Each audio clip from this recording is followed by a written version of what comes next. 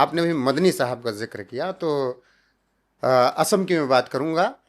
असम में हिमंत विश्व शर्मा ने कहा कि मैं मियाँ मुसलमानों को जीने नहीं दूंगा यहाँ, जो घुसपैठ करके आए हैं। अब मदनी साहब माहौल ये बना रहे हैं कि असम के मुसलमानों को टारगेट किया जा रहा है हिमंता की तरफ से।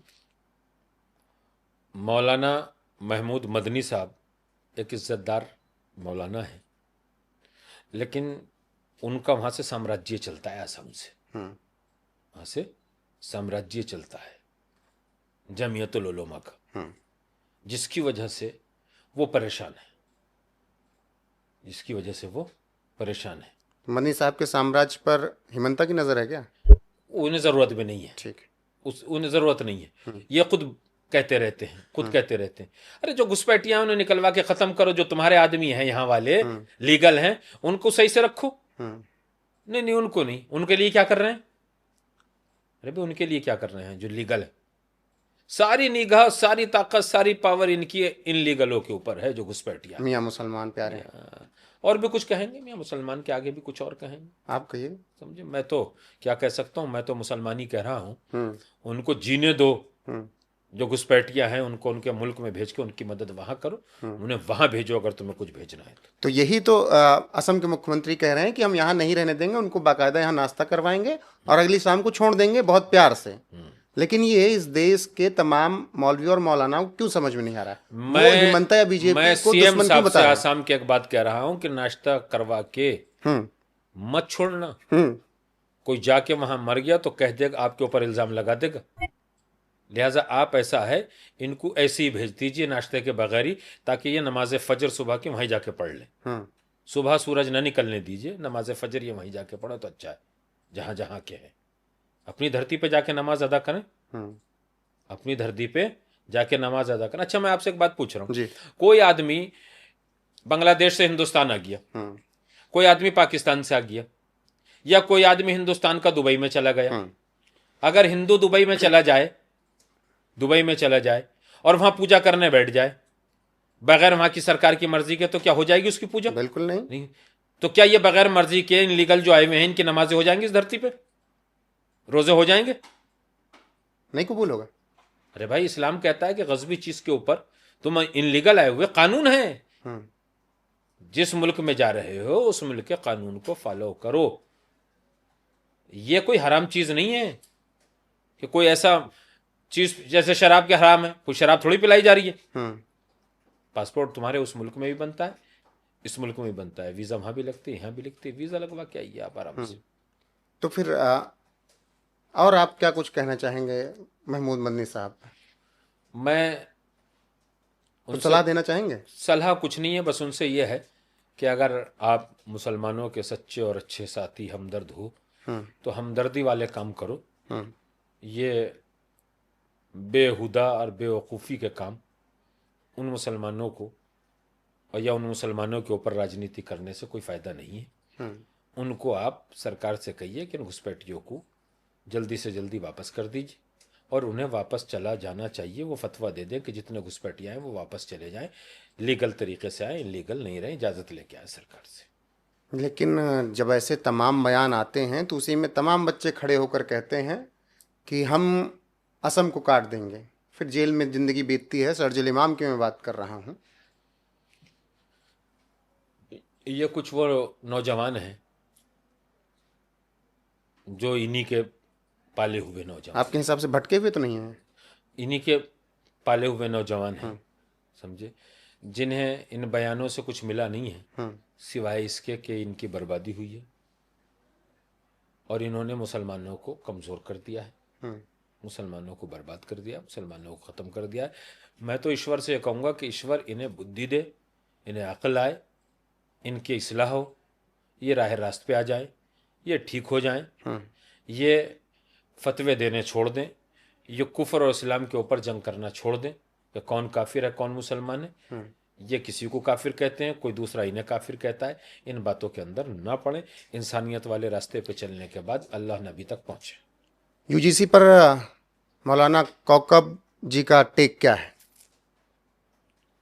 सरकार ने कानून बनाया, उसको पास किया जहाँ तक भी करना था, सुप्रीम कोर्ट में चला गया रोक लगा दी गई। एक तबका कहता है कि गलत है, एक तबका कहता है कि सही है। समझे? मेरा तो सरकार से कहना यह है कि दोनों को मिला के भारत के सपूतों को एक जगह बिठा के एक माला में पिरो के पूरे भारतवासियों को, समझे, ये मैसेज जाना चाहिए कि हमारा भारत जितना अच्छा कल था उतना अच्छा आज है, उससे अच्छा कल को हो जाएगा। भेदभाव किसी के साथ नहीं होना चाहिए। नहीं होना चाहिए,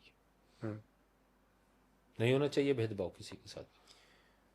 अब अगर मैं बात करूं अजान को लेकर, एक बयान आया अभी हाल फिलहाल में कि अजान की आवाज़ 500 मीटर से आगे ना जाए।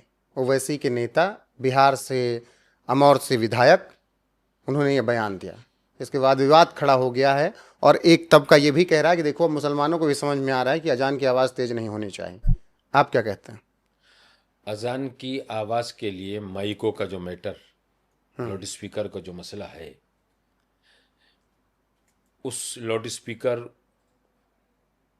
के सिस्टम का दुरुपयोग करके जो लोगों को परेशानी थी वो खाली अजानी से नहीं थी, बहुत सी चीज़ों से थी। माइकों के ज़रिए से ज़्यादा बड़ी आवाज़ में या छोटी आवाज़ में अजान तब भी मानी जाएगी, अजान जब भी मानी जाएगी। और अजान के लिए इन मुसलमानों को ये समझ लेना चाहिए कि 500 मीटर, 1000 मीटर, 100 मीटर, 10 मीटर, ये जो सीमाएं लांग रहे हैं, जब अजान होती है तो बंदा मुअज्जिन अजान जब अजान देता है तो उसकी आवाज़ 500 मीटर तक जाए या न जाए, मगर उस मालिक तक चली जाती है कि जिसको वो पुकार रहा है, जिसको वो पुकार रहा है, अल्लाह अकबर कह रहा है, इधर उसकी ज़बान से निकलता है, उस तक पहुंच जाती है। माइक के ऊपर जब माइक न थे तब भी तो अजान होती थी। बिल्कुल।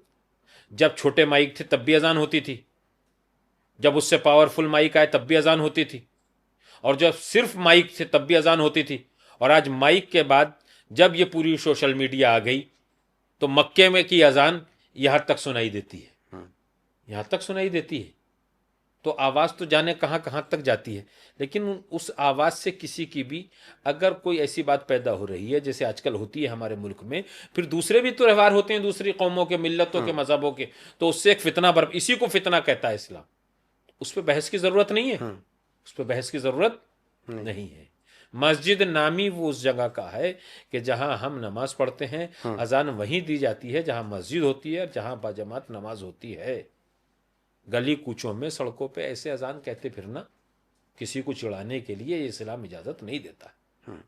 अभी उत्तराखंड में एक विवाद हुआ, नेम प्लेट का लेकर, नाम तो बहुत पहले से विवाद रहा, अभी उत्तराखंड में एक विवाद हुआ बाबा गारमेंट्स को लेकर।